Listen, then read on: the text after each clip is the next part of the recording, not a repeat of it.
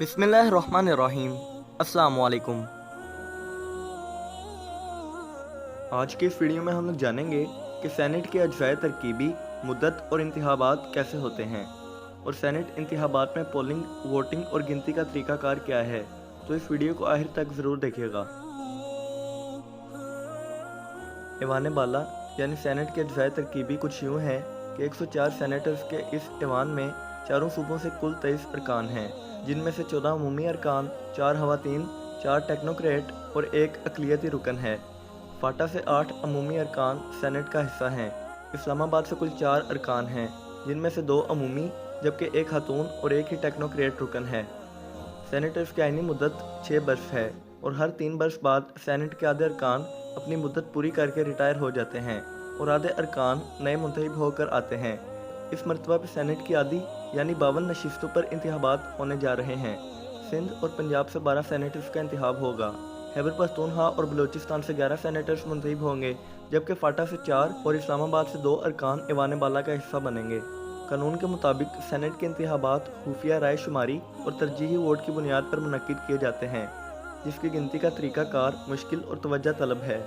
समझने की बात कुछ यूँ है कि चारों सूबाई असम्बलियाँ तो सेनेट के इंतखाबात के इलेक्टोरल कॉलेज हैं ही कि चारों सूबों के सूबाई कोटे से आने वाले सेनेटर्स अपने अपने सूबे की असम्बली के अरकान के वोटों से मुंतखब होंगे। लेकिन इसके साथ फाटा के सेनेटर्स का इंतखाब कौमी असम्बली में मौजूद फाटा के 12 अरकान करेंगे, जबकि इस्लामाबाद के सेनेटर्स का इंतखाब बशमूल फाटा अरकान पूरी कौमी असम्बली के अरकान करेंगे। पंजाब, सिंध, खैबर पख्तूनख्वा और बलूचिस्तान के सेनेटर्स के इंतखाब के लिए पोलिंग चारों मुतल्लिका सूबाई असम्बलियों में, जबकि इस्लामाबाद और फाटा की नशिस्तों के लिए पोलिंग कौमी असम्बली में होगी।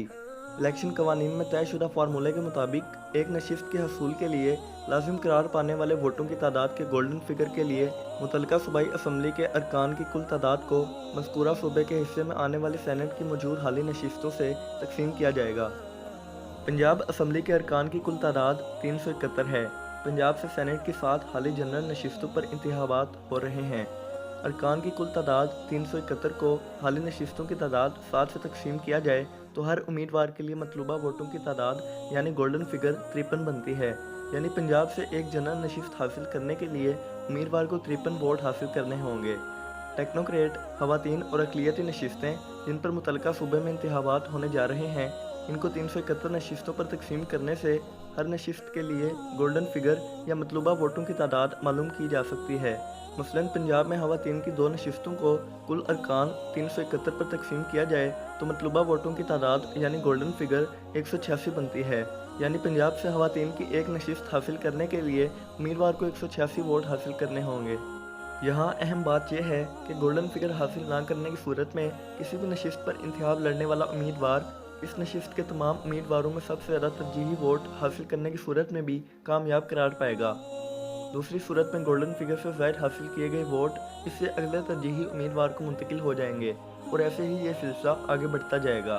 वोटों के इस इंतकाल के बायस सेनेट इंतखाबात को मुंतकिल शुदा वोटों का इंतखाब भी कहा जाता है।